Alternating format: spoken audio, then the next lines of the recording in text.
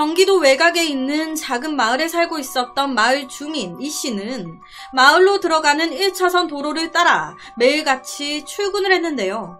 그런데 어느 날부턴가 이 출퇴근하는 길가에 덩그러니 세워져 있는 한 차가 계속 눈에 들어오는 거예요.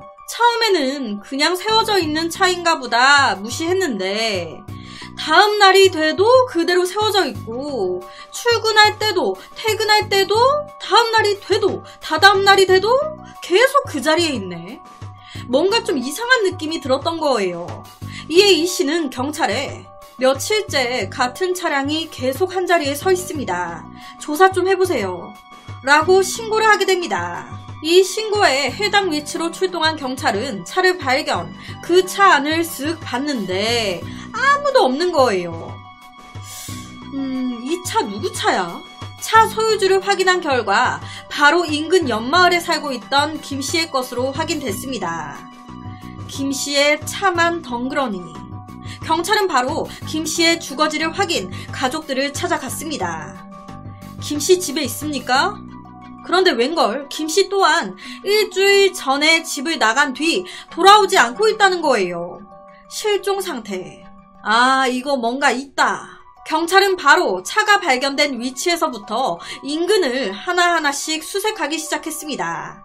그리고 그 결과 1차선 도로에서 50m 정도 떨어진 계곡 옆 산 모퉁이에서 산 속에서 노끈으로 목을 매 숨진 김 씨가 발견됐습니다.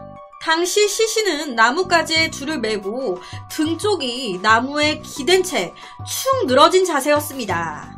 일부 부패가 진행돼 목의 일부가 탈락돼 있었고 일부 장기와 신체 부분에서 동물이 훼손한 흔적까지 발견됐어요. 부패가 이미 상당히 진행된 상태였습니다.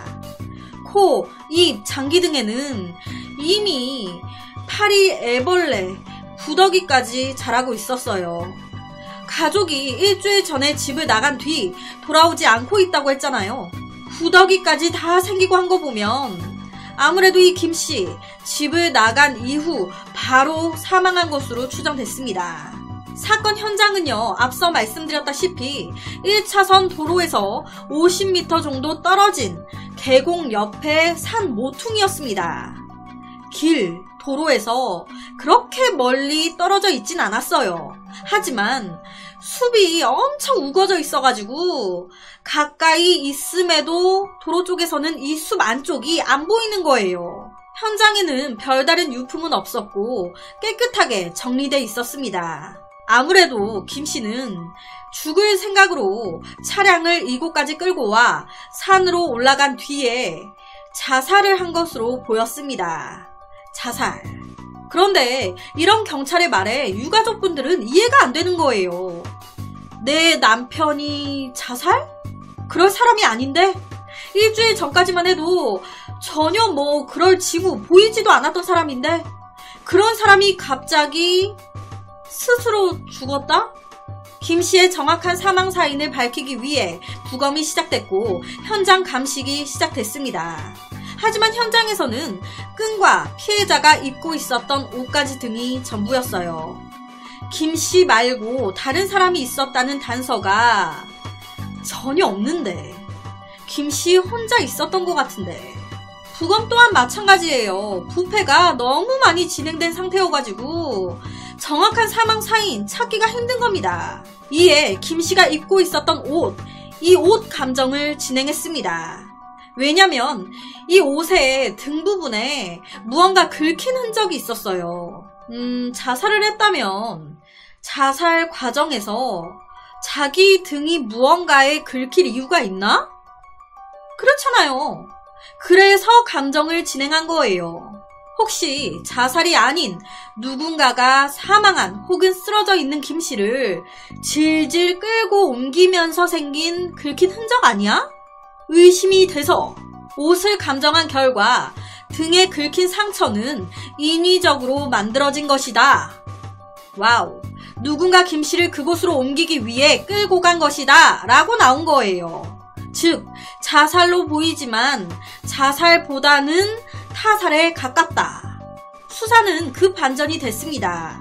옷을 감정한 결과는 타살로 나왔어요. 하지만 이것만으로는 부족했습니다. 자살인지 타살인지를 확증하기 위해 추가적인 증거가 더 필요했어요. 경찰이 다음으로 주목한 건 김씨의 목에 매져 있던 끈. 그 끈의 매듭이었습니다. 그 매듭을 김씨 자기가 묶어 목을 맨 건지 아니면 다른 사람이 매듭을 묶어 김씨의 시신을 거기에 건 건지 매듭 전문가에게 의뢰했습니다. 현장에 있던 줄의 매듭은 우리가 일상적으로 사용하는 매듭의 종류가 아니었습니다. 보통 군대에서 많이 사용하는 그런 매듭이었어요. 그런데 이 김씨는 군대를 면제받은 사람인데, 군대를 안 다녀온 사람인데, 김씨가 사용할 줄도 모르는 방법으로 줄을 매 자살했다? 말도 안 돼. 하지만 이것만으로도 타살을 입증하기는 부족했습니다. 다른 타살 증명 방법은 없을까? 무엇인가 보충할 수 있는 증거가 있으면 좋을 텐데. 이런 생각으로 시신이 발견된 산 속을 이리저리 살피는데 이때 형사분들의 눈에 시신이 발견된 나무가 약간 비탈진 곳에 있네. 바로 옆에 계곡도 있고 김씨가 숨진 나무 밑동 쪽에 이끼가 잔뜩 자라고 있네.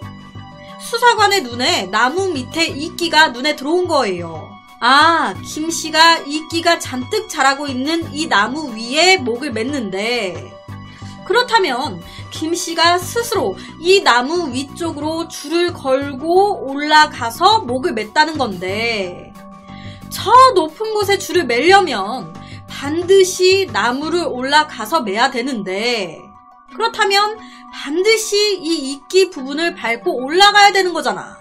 그렇다면 김씨 신발에 만약 이끼가 묻어 있다면 김씨가 스스로 나무 밑동부터 밟고 올라갔다는 말이잖아요.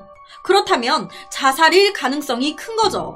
하지만 신발에 이끼가 묻어 있지 않다면 누군가 김씨를 들어 걸었을 가능성이 크다는 거죠. 경찰은 신발의 이끼 검출 여부를 감정했습니다. 그 결과 이끼 발견됐을까요? 이끼는 발견되지 않았습니다. 결국 김씨는 자살한 게 아닌 다른 사람이 죽여 그곳까지 끌고 간 후 자살로 위장하기 위해 범인이 나무에 올라가 줄을 맺고 그 줄에 피해자 김씨의 목을 걸어놨다. 그렇다면 범인은 누구인 걸까? 경찰은 바로 피해자 김씨 주변의 사람들부터 채무 기록 등등 모두 조사하기 시작했습니다. 그런데 딱 보니까 이 김씨가 생전에 누군가에게 계속적으로 빚독촉을 받고 있었네. 그 누군가는 바로 김씨와 같은 이웃마을에 살고 있었던 강씨. 경찰은 바로 강씨를 불러 취조에 들어갔습니다. 당신이 김씨 죽이고 자살로 위장시켜 놓은 거죠? 우리 다 알고 부른 거예요. 자백하세요. 아, 죄송합니다. 그렇다면 강씨는 왜 김씨를 죽인 걸까요? 돈 때문에? 강씨 말로는 그래요. 빚 문제로 김씨와 다투다가 홧김에 김씨의 목을 졸라 죽였다는 거예요. 우발적으로. 죽어있는 김씨를 보고 너무 놀래서 아씨 어떡하지? 하다가 범행을 은폐하려고 김씨의 차를 타고 이동해 1차선 도로 쪽에 차를 세워놓고 숨진 피해자 김씨를 산속까지 옮겨 자살로 위장했다는 겁니다. 참, 이 사건에 대한 처벌 기사를 제가 못 찾았어요. 이게 이끼라는 단서로 인해 자살로 덮일 뻔한 사건이 타살로 드러난 거거든요. 정말 다행이죠. 이렇게 산에서 아무렇게나 자라는 이끼 하나도 억울한 죽음을 밝히는데 일조할 수 있다는 거. 실제로 이런 것도 있었대요. 한 남자가 숨진 채 발견된 거예요. 그 시신엔 낫으로 벤 상처가 선명했습니다. 이에 법관은 그 지역 주민들한테 집에서 쓰는 낫을 가지고 오라고 명령했어요. 농사를 짓는 마을, 집마다 낫은 필수로 가지고 있었는데요. 그렇게 100개가 넘는 낫이 나란히 모였습니다. 이 법관은 여기서 어떻게 범인을 찾았을까요? 여러분이라면 어떻게 하셨겠어요? 이때 이 법관은 파리 몇 마리를 풀어놨습니다. 파리? 그런데 이 파리가 유독 한 낫에만 다 몰리는 거예요. 피비린내를 맡고 파리떼가 모인 겁니다. 겉으로 봤을 땐 모두 똑같은 깨끗한 낫처럼 보였지만 핏자국은 씻어냈지만 파리의 후각은 속이지 못한 건데요. 지금 말씀드린 이 내용이 바로 세계 최초의 법의 곤충학, 법의곤충학 기록으로 알려진 송자의 세원 집설에 나오는 내용입니다. 법의곤충학. 자연은 때론 인간의 수사 활동에 관여해서 결정적인 도움을 주기도 합니다. 이런 자연을 잘 활용한다면 과학 수사에도 커다란 발전이 있지 않을까 싶어요. 오늘 제가 말씀드린 거 말고도 국가수나 이런 곳에서 공개하지 않은 엄청난 수사의 단서가 되는 그런 것들이 많을 것 같아요. 오늘 이 이끼 같은 경우는 이 사례 말고도 굉장히 많은 여러 살인사건에서 중요한 단서가 됐거든요. 기사화도 많이 됐고요. 그래서 제가 다룬 거기도 해요. 모든 범죄는 흔적을 남긴다 라는 말이 있죠. 아주 작은 단서가 사건 해결에 결정적인 실마리가 될 수 있다는 건데 범행을 증명하고 범인을 확인하는 과학수사 분석 방법에는 제한이 없습니다.